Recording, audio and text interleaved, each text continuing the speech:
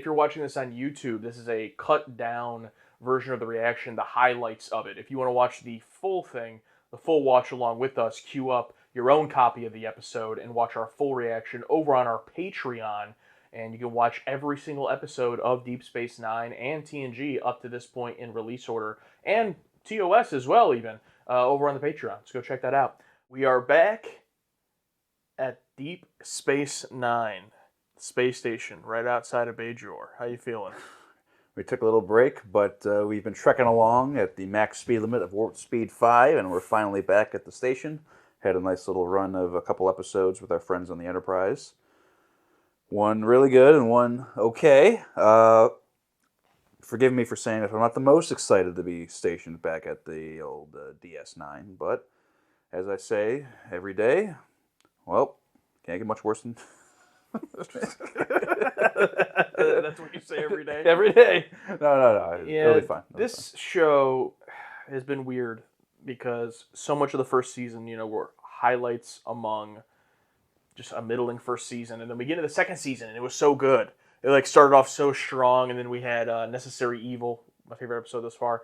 And then ever since that, it's just been not just middling, but bad, mostly. Last episode was okay, the Odo one, there was good stuff, but mostly not good. And I hope that slump ends today. But if not today with this one, I hope it ends soon, because I want to get back to praising this show again. I was enjoying it. Yeah, as of right now, I'd say it's a direct comparison to seasons 1 and 2 of TNG. TNG season 1, low, middle. Season 2, holy shit! Oh, God, it's terrible. Very fair, very fair. Chief Medical Officer's log supplemental. Chief O'Brien and I are on board a Talani cruiser. Bashir log. Dr. Nydrum, how's our Muon charge? Oh, God. Coming up to full power. Show's been having some weird haircuts lately. Yeah, there was another episode with a species with a weird haircut. Yeah, the refugees. Mm-hmm. It's just a matter of finding the right combination of muon frequencies. It should be simple, but it's not. Doctor, start the sequence or we will be here for a month. Stop fucking yapping. I'm introducing the harvester into the genetic bath. Genetic bath? Hormone washing? We shouldn't rest until the entire Kelleran and Talani's supply of harvesters has been destroyed.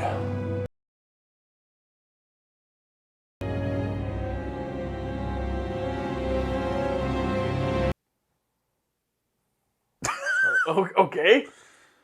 All right, this is bioweapon. Oh, we fixed it. Oh, now we just have to destroy them all. Here they are. Yeah, the entire supply. It's right here on the wall. All right, that'll take a couple hours. Thanks for watching. We'll see you next week. How do they know they have the full supply? I really hope that this fix that they have doesn't actually backfire and give all their people viruses that kill them while simultaneously making all of the apes on the planet really smart. That'd be quite the unfortunate circumstance. Can you imagine that happening? That'd be nuts. I've never heard of anything like that. Yeah, definitely one of the oddest hooks. A taste of Armageddon? Commander, I have Dr. Bashir for you on subspace. Woo! Yay! I think we can spare you for another day. I agree, if that's okay with you, Chief. I suppose another day won't kill me.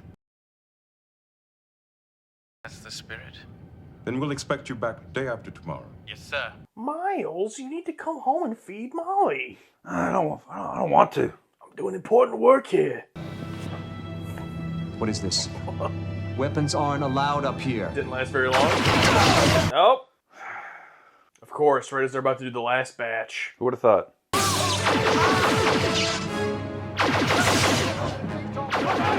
Come on, Chief. Do something. This isn't my fucking business. Oh, you wanted to stay one more day, huh, Bashir? Oh, there you go. Yeah. Knock him out that window. Get sucked out into space. Yeah. Blown out. Oh, Chief's dead.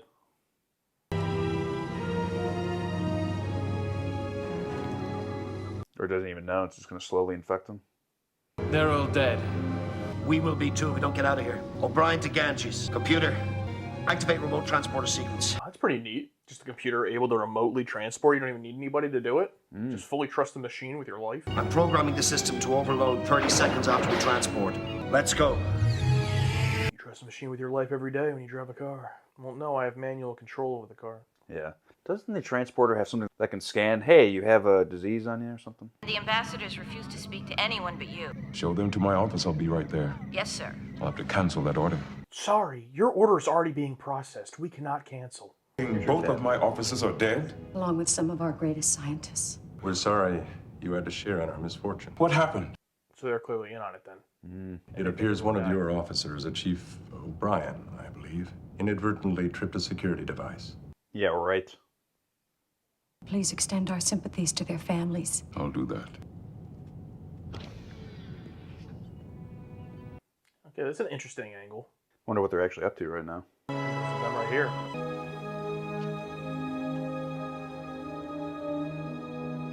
They're down on Talani 3, where the exposition has already told us that everyone here has been killed. Don't touch anything. But why not? There's food and medical supplies. Yeah, they could be booby-trapped. The Cardassians used to rig the supplies they left behind with pressure grenades. I've seen more than one soldier permanently lose his appetite that way. Well, did you find anything? Looks all right. Like it doesn't confirm it. It looks all right. I thought you loved military rations. Yeah, Federation rations. I've had enough Talani food this past week to last me a lifetime. Nice little callback. We have only one chance to survive this thing. And that's to stay alive long enough for Commander Sisko to find us. But that won't be for at least another day. And now he thinks you're dead. Yeah. This is, what, now the third episode of these two together? Yeah. What have we here? Haven't seen Dax or Odo or... Looks like some kind of comm system. Kira was only over comms. Quark even. Yeah. Rom, Dax. Nog, Jake, Keiko, even though she's on the credits. Golden Cot. Born. Beverly. I'll inventory the supplies then. Fine. Why don't you do that? Dude, he does not like him, dude. That has not changed. He gave him the professional credit on the call, but personally, does not like him. My pleasure. Oh, they're there. I wonder how they're going to fake this.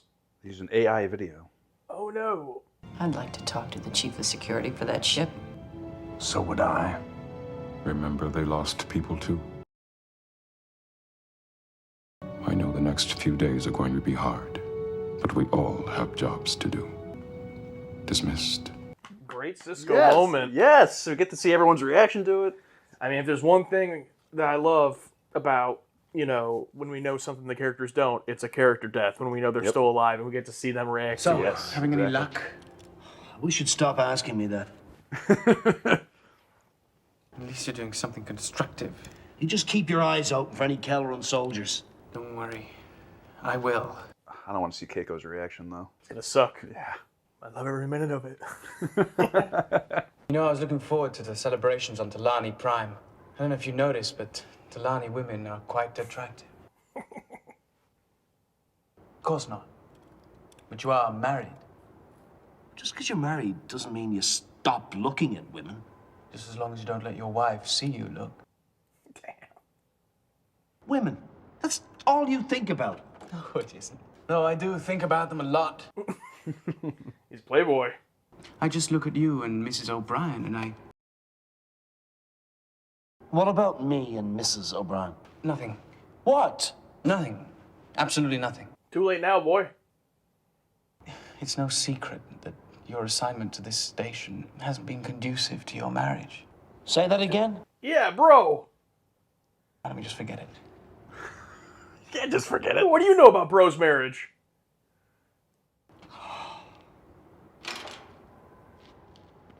He's probably getting sick now. Oh, I totally forgot about that. I totally forgot about that. Good call.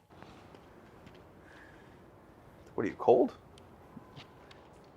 I'm cold. You want a hot pocket? You were behind the genetic bath when it shattered, weren't you? You have something to tell me, Doctor. You've been infected by the harvesters. Yep, chop that arm off. Yep. I got a cybernetic attachment. Yeah, I'm like the Terminator. The what? It's a film from the 80s on Earth. The 2380s? No. 2280s? No. What is a film? I feel like Julian would be into vintage films. Oh, here we go. Something's happened to Miles. There was an accident. Both your husband and Dr. Bashir were involved. They're dead. I'm sorry. Tell me what happened. The Tulani security sensors recorded the entire incident. I want to see it. You better sit down. I'll take over from here. What makes you think you can fix this? Because you're going to talk me through it now. Take a seat. Maybe. Just for a minute. Being cold but sweating has to be the worst feeling in the world. Yeah, cold sweating sucks, yeah. Tell me where you left off. You see the dark blue coil in the upper right-hand corner? No. I thought we'd have a toast to the memory of Chief O'Brien and Dr. Bashir. That's very thoughtful, Quark. I can be thoughtful. To our dear departed comrades, we may have had our differences, but I'll say this for them, and it's the highest tribute I can think of. They were good customers. They always paid their bar bills on time. That's it. I'm not done yet. At times like this, I'm reminded of the 57th rule of acquisition. Good customers are as rare as latinum. Treasure them. This is how you fucking do it, guys. This is how you do it. It's crazy getting like emotional when we know they're not dead. Yeah, it's like it's so good. And just the silence in that scene, great. God. And like Quark, the perfect amount of like comic relief and being funny, but not I need to see ruining Commander it. Cisco. It's very important. I'll tell him you're here. I just wanted you to know how sorry I am. I bet you saw something in that video. When Miles wouldn't say that. I see the chief drinking coffee. Exactly. Now look at the time index.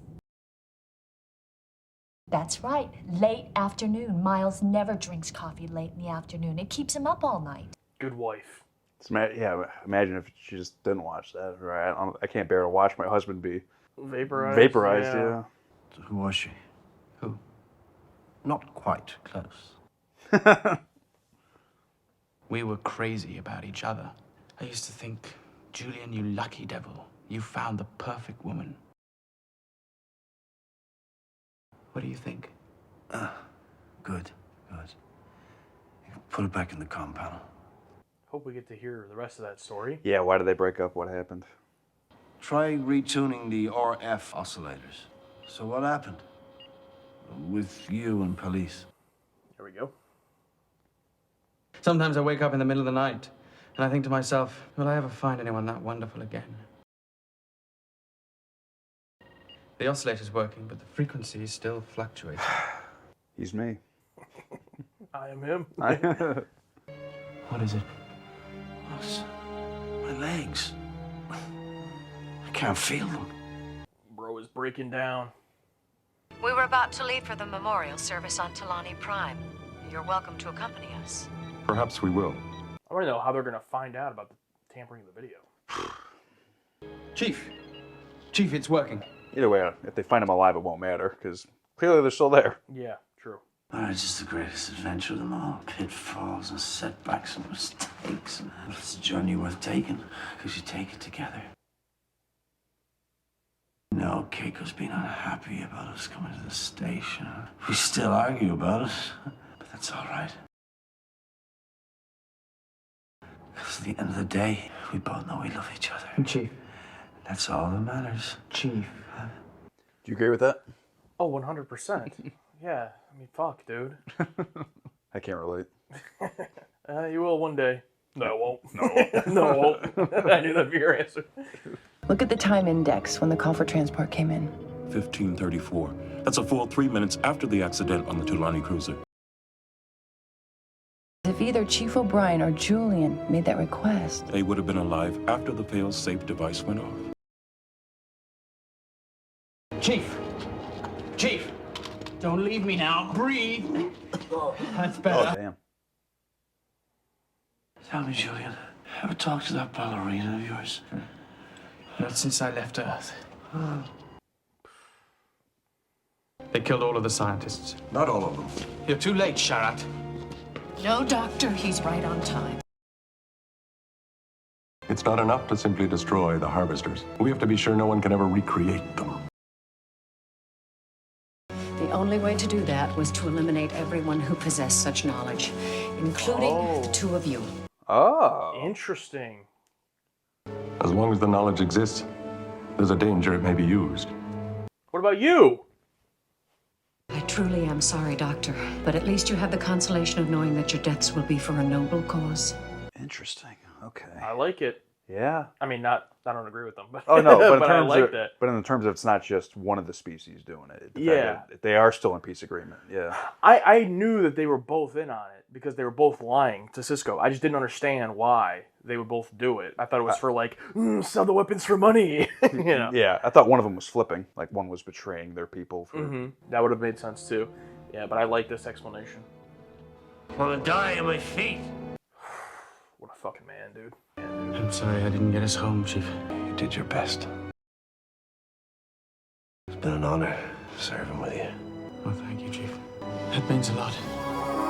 Hey. Fuck you. Chief O'Brien's gonna be dead within the hour if we don't get him back to the station. What happened?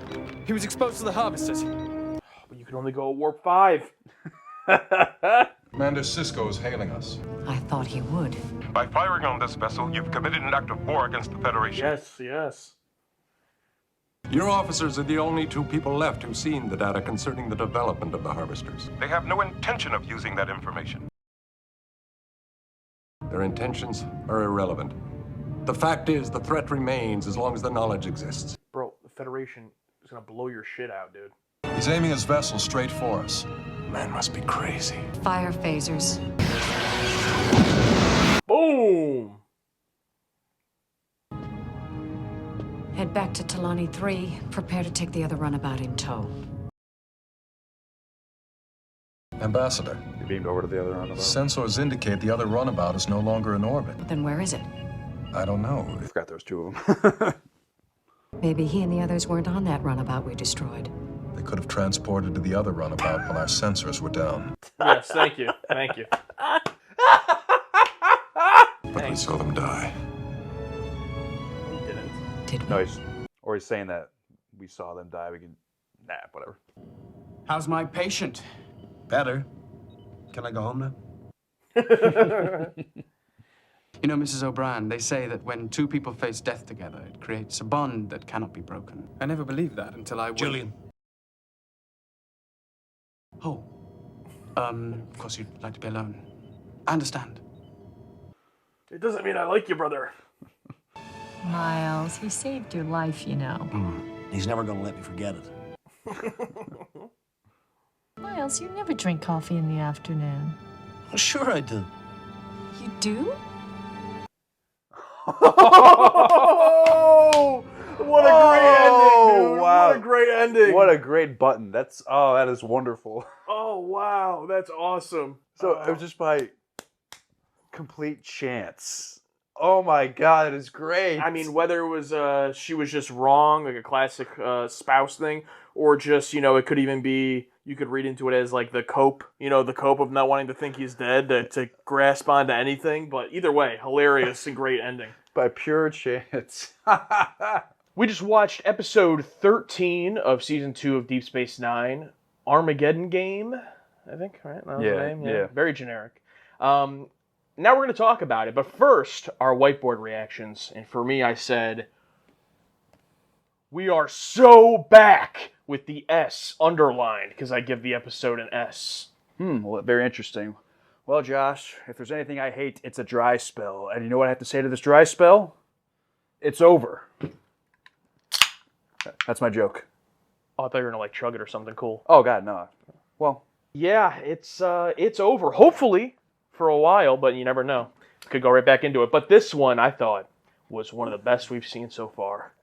Like I always say, we have those pieces, and we have two great actors who have really, well, Chief has already come into his role, but especially Julian Bashir is really getting into this character, and they realized, oh wait, if we have him talk about stuff in his past and have him work with the best character, it's like a wrestling match. You put the vet in there with the young guy, and the young guy gets a rub off the veteran. The veteran makes him look good, and that's exactly what happened here. Yeah, that's exactly what it is. But before we even get into the episode, we got to talk about this title. I mean, some of these titles, man. I mean, we already harped on it plenty, but similar to A Taste of Armageddon, which I have no idea what that episode is until you start explaining it to me. This one I'm going to be very fond of, but you're going to say the title 3 weeks from now. I'm going to go, Which one's that one? Yeah, I'll probably only remember it in the sense that it reminds me of A Taste of Armageddon, which is a TOS episode we both really enjoy. So I'll remember it via that connection. Aliens going to war, except this is called Armageddon Game, and there is no game here, which is very odd. But at the end of the day, I'll take generic titles for the rest of the franchise if it means there's no spoilers. I'll take Armageddon Game over I Mud or Cupid or anything else. So that it is what it is. But yeah, hey, did you have anything else to add on that piece? To the titles, unique enough to where it's easy to tell them apart, especially now that we're reusing words. That's going to get a little bit difficult. Taste of Armageddon is the two different factions that don't actually fight. They're fighting with computers, right? The Taste of Armageddon, where they do the simulation of people dying. Okay. Yeah, yeah, cool. Yeah. Yep. No, that's about it on the titles. But in terms of the actual episode and everything that happens here, we talk about it all the time. It's one of my favorite things to do in television, is a fake death. Or not even a fake death, a death to where our other characters think their characters are dead. So we don't actually have to go through the process of killing these characters, but we get to have those moments. And in this episode, those great moments where Dax, Kira, and Quark, haven't done that one in a while, or have this great moment of grieving Chief and Bashir in 10 Forward, talking about the medical logs. Quark talking about the 57th rule of acquisition, and where he's still in character of Quark, but he gives him the highest honor that probably Quark could give, that his character could give. It was all great. I loved it. Yeah, I love how you don't remember anything, but you somehow remembered what rule of acquisition that was. I'm pretty sure it was 57. I'm pretty sure I got 57 on the brain. I think you're right. Yeah, that scene with Kira, Dax, and Quark was the moment where it was like, oh, okay, this episode's really good, because they could have done that whole storyline and just had like one scene, where they first find out and watch the footage and then never go back to it, never let our characters explore those feelings. But they don't do that. They do it well. They have that scene, which is probably one of my favorites, if not my favorite of the episode. Definitely my favorites of the outside of the Chief and Bashir stuff. And then they also have the scene where Keiko finds out. And I will say that one could have been a little bit better, probably, but it's not her performance was bad or anything. It was fine. The score in that scene, though, I noticed was very swelled up. The score it leaned on in that scene, which is fine, which is good. The score was good, but then the moments with Bashir and Chief, and then also the moment with Quark and those two, silence and just purely relying on their performances, and they all did so great, especially Quark. Armin Shimmerman.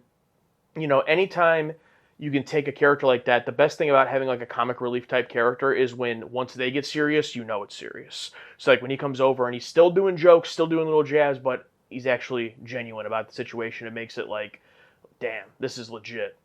Yeah, when he says the drinks around the house, that's when I felt, oh no, this is real, because what are the Ferengi's most important thing ever? Profit. And he's giving them a drink on the house for the fallen boys. Really appreciate it. And with Rosalind Chow's performance, I'm a little bit torn on it. I did enjoy it. I just needed this maybe a little bit underneath, because I didn't want her to full go on, break down. But I don't know, maybe after Cisco leaves the room, start the break there. Not a full breakdown, but just a little something more to button it off. Mm-hmm. A little bit underneath. She doesn't want to break in front of him, maybe. Also, Cisco's performance as well, in terms of breaking the news to everyone, the crew, and the Keiko. All that was great. I loved the moment where after they watch the footage, Dax is talking to him, and she's like, do you want me there with you to tell her? And he's like, no, I'll take care of it. And just like a stone-faced. He was great. One of his best outings for sure. And also lines up with his character of what we've seen of Cisco. So this type of situation, I think, would be one of his strengths. And also, obviously, he's gone through losing his spouse himself. So that was all really good. I would say I really don't have any complaints about this one. I love it. But if I was going to say, just more. Just less plot, more of the grief. Even though we know they're not dead, it's the only version of dramatic irony that I enjoy of knowing something the characters don't, is when it's a character death, like you said, and we know they're alive, but we get to see our characters, how would they react if the character's dead, but we don't actually have to lose the character. Yes. Ironically, I just randomly watched The Most Toys from TNG recently, and it was interesting because obviously we did not care that much for that episode where Data gets kidnapped, but the side plot, which I had completely forgotten about, was that everyone on the Enterprise Enterprise thinks he's dead. The shuttle that he's on or whatever blows up, and we get to see several scenes with Geordi kind of dealing with that grief of him thinking Data's dead, going through Data's stuff, looking at his medals, seeing the Tasha thing, and then a scene with him like trying to tell Picard and Riker about how it doesn't make sense what happened, and them thinking that he's just being coping, basically. We had a very similar scene here with Keiko and the coffee,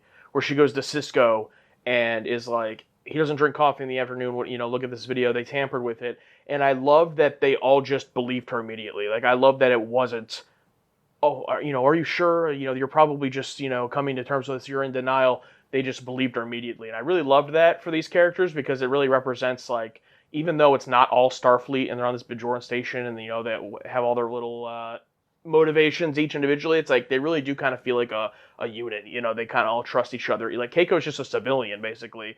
I mean, I don't want to minimize her, but, she's not, no one would have to listen to her. But, like, the fact that they take her word right away and change their plans, she ends up being wrong, which makes it so hilarious. But, I really like that. Yeah, not only trusting her, but I also chalk it up to the fact that this crew finds these two extremely valuable to the crew. And if there's any point of doubt that they could be alive and they could have been tampered with, I think they should. The fact that they immediately explored it and didn't go, well, look at this video, it's obvious. You don't know if that's coffee in there, even if she says, it says something. Didn't say exactly coffee, but root from the ground. Caffeine and vegetable oil. Yeah, vegetable oil from the ground, yeah. And what a perfect button at the end of this episode. Sometimes episodes end great, where, that was a good one, but an episode can end on a button like that, where it just completely flips, and she was completely wrong, and it was just by chance that happened. It's just wonderful. The fact that she didn't know, because what if she did know that he drank coffee? What would it be then? Yeah, and the fact that she wasn't wrong in the sense that they did tamper with the video, because like the video is fake. Yeah. But she was just wrong in how she discovered it. It's really great. And okay, so now we can jump into the actual heat of this episode, and that's Bashir and Chief and their scenes together while Chief gets infected with this. They call it harvesters, and he's getting sick. And it reminded me a little bit of The Enemy from TNG, where Geordi's working with the Romulan without his visor. It's kind of like here where Chief has to instruct Bashir how to fix the stuff. And I love that it wasn't just they got saved by the people at the station, by Cisco and them. They fixed the thing and sent the signal out, which brought the people there. Yeah. And then they get saved. So at the end of the day, it needed both. It needed both of them. They needed to come save them, but they still were able to do something. They weren't just helpless there on the planet. Yeah, it was a good way to navigate it and have a good resolution to where, I think everything that they did perfectly led up to it. And the stuff that Chief helping Bashir do whatever, that's all fine, but just the conversations and what they're doing. Bashir talking about the ballerina or whatever, I think, while he's polishing, giving actors something to do. Chief gets to act like he's sick. A little more backstory about the love life of Bashir that I'm interested in. And then a great scene with Chief talking about marriage. I'd love to see more of Keiko and Chief, but I like to see on the other side of them talking about their spouse and what their relationship is like. That was really wonderful. And also just the actual issue of the problem. I'm so glad it just wasn't one of the races selling out the other or switching sides, is that both races are so determined to not have this issue happen again. We're going to kill 2 members of Starfleet and do this whole ruse. And it was almost a perfect plan. In fact, it would have worked if the whole coffee thing didn't happen, which is absolutely crazy. But I just love that it wasn't a typical, man, they got me. Yeah. It wasn't a Scooby-Doo villain where it's just one of us. Yeah, exactly. It was all of them. And the fact that, just like I said when we watched at the end of The Expanse Season 3, I talked about this with that character, whose name I've already forgotten, the older guy. It's not that they're just doing this because they're evil. Like, it's not just, we actually still have the harvesters and we're going to sell them. It was, they truly thought this was the only way to make sure this peace lasts, was to kill them. And the woman, she says to Cisco at one point, after they get them, and she's trying to tell him to give them back, and she's like, well, you're going to have to kill me too. Would you be willing to do that? And she's like, we had to kill our own people. She's like, that was tough, but this is what we have to do. So up until the end, they are believing in this because they think that's the right thing to do. That's the best type of villain when it's done well. Obviously, if you presented something and it was like ridiculous and you're like, no one would ever believe that, then it would fall flat. But it worked really well here, I think, and it was just another nice layer of the great writing by Morgan Gendel, who I looked up his IMDb, and this is his last writing credit for this show. I don't know if he writes any more in TNG or in other shows, but I thought it was great writing. And then also when Rick Colby back on the direction. Good stuff. Nothing crazy cinematic in terms of direction, but just a solid job. There's nothing in here that I went, oh, look at that. Yeah. I guess the only simplest complaint I can have is when at the end, when Cisco and all of them are in the shuttle and they do the whole double shuttle trick where they beamed over to the other shuttle and they get out of there, is the ridiculous exposition telling us what happened. Oh, yeah, after they were, when they're like, what if they weren't on that shuttle? I think they beamed over to the other shuttle, and then we shot the empty shuttle. Yeah. Really? Yeah, that's always something. To be fair, though, you didn't put it together right away like I did, because I knew right away they beamed over to the other one, because he's like, oh, their sensors won't work either. So, they beamed over to the Ganges or whatever, and so I got it right away. I think you were surprised a little bit, right? Once I saw it blow up, I went, oh. Yeah. They mentioned the other shuttle. I'm like, oh, okay. I think a better way to end that is to just, if that species just accepted, because the lady said, no, we did kill them. Thinking, and I thought she was saying that in the sense that we're going to tell everyone that they're dead, but we can never reveal that these people in Starfleet lived. That'd be good, yeah. But no, she's genuinely thinking that she killed them. Yeah. I need it. That would have been a very nice button for them saying, the secret dies with us. They died in that shuttle. No one else needs to know. Yeah, no, for sure. And then also you could have revealed it with our crew where they blow them up and think that they blew them up. And then they're flying away on the other shuttle and just something along the lines of like, oh, can't believe that worked. Like they don't need to explain the whole thing. So that's fine. Also, this isn't a flaw with the episode, but a preference thing. Would have liked to see the actual reunion of Chief and Keiko. It just cuts to them already in bed with her taking care of him and everything, and they're happy. And that's fine, but it would have been nice to see that reveal of, because she doesn't know when she sends them away about the video, and he's like, if he's still alive, we'll find him, and they're gone. She doesn't know what's happening. So for her to be there, if they come back, she still doesn't know the result, and then he walks in. Could have been a great moment. But he's dead sick. Yeah, true. Yeah. Oh, Miles. But besides that, amazing episode. I really loved it, and just the writing was probably the strongest part, and the performances from these actors. You brought up Bashir and that actor and that character getting the rub, getting put over by the Chief. I think that's 100% spot on, and I do like their friendship.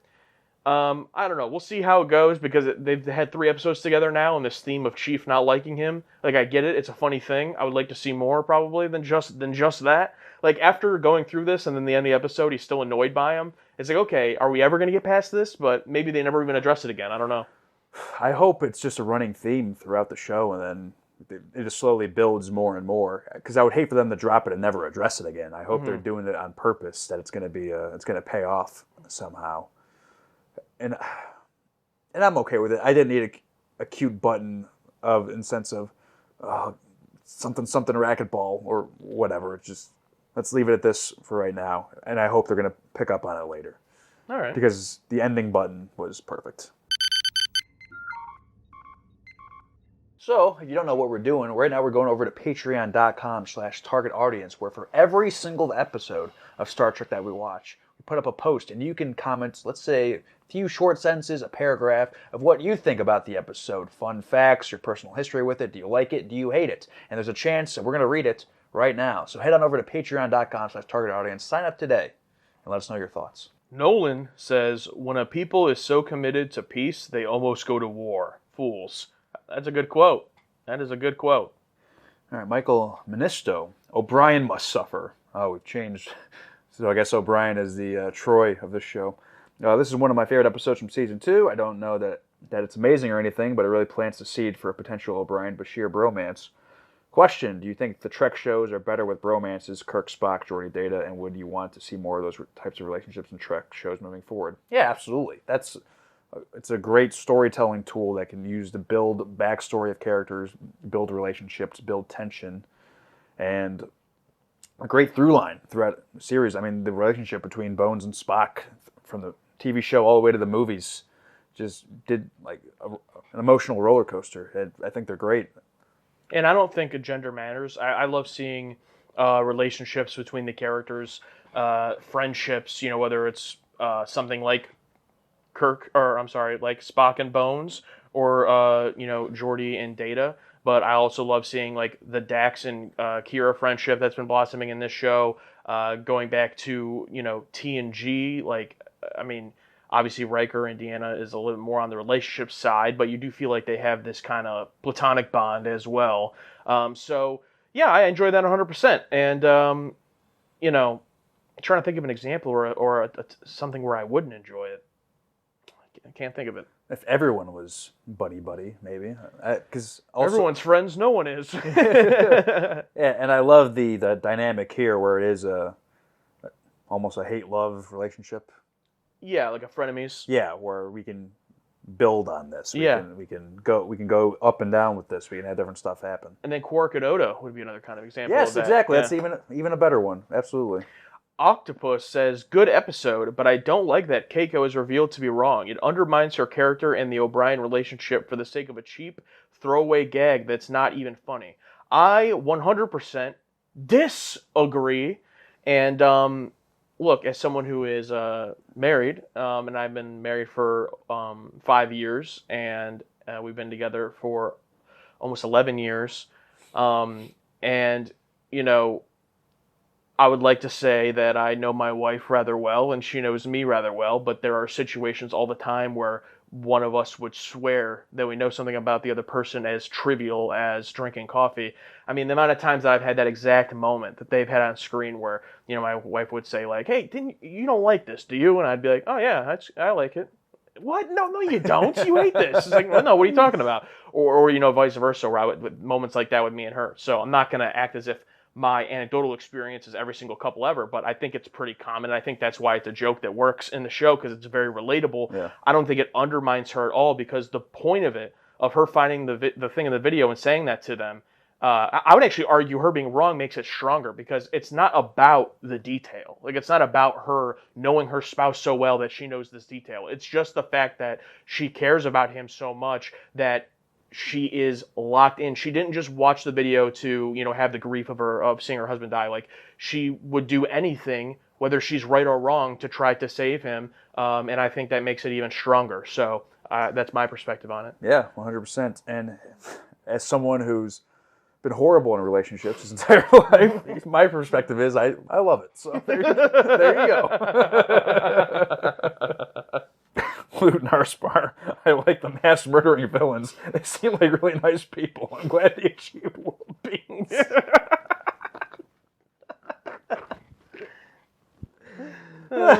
True. Mark Plemons sounds like he agrees with me. What my wife forgets something about my habits, likes every 6 months. Fully bought in on this episode. Elway Simpson. Question. You saw a video of Alex Josh blowing up. What are they doing in the video that tips you off that it's fake/AI? I'm not doing this. I'd like to know what you guys think. That's a good take, a good question. I think it'd be better for you guys to answer. So Yeah, comment, not us, yeah. Comment and let us know, what would we be doing in that video that would tip you off that it's fake. Wrestling with Gaming, I had zero issues with Keiko being wrong about the coffee. I've been engaged 3 times and couldn't tell you anything about their coffee habits. Wait, maybe this is why I've been married 0 times. Better luck to you.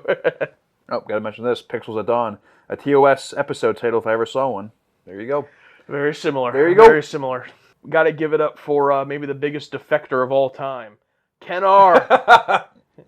This was decent, but Keiko has to be the worst Star Trek character ever. And here she can't even find clues correctly. Why is this person even on the show? Never change, Ken. Love you, bud. Oh, that's great.